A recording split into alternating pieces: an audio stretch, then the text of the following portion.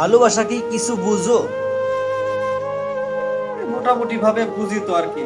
ভালোবাসা বলতে কি বুঝো? বুঝি তো অনেক কিছুই।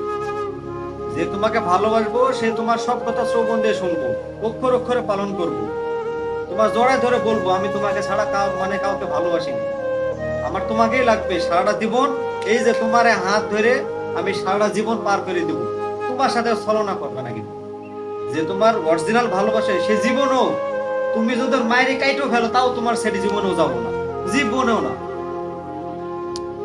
ওই একটা জিনিসে বুঝবো যে না, আমার স্বামী যাকে আমি বিয়ে করছি ওই একটাই, আমি হাজার নাম ধরে আমার লাভ নাই। অনেক মেয়ে আছে মনে করো যে এক স্বামীতে হয় না আর এক স্বামী ধরে, মানে ওর এক নাগে হয় না আর এক নাগ ধরা না।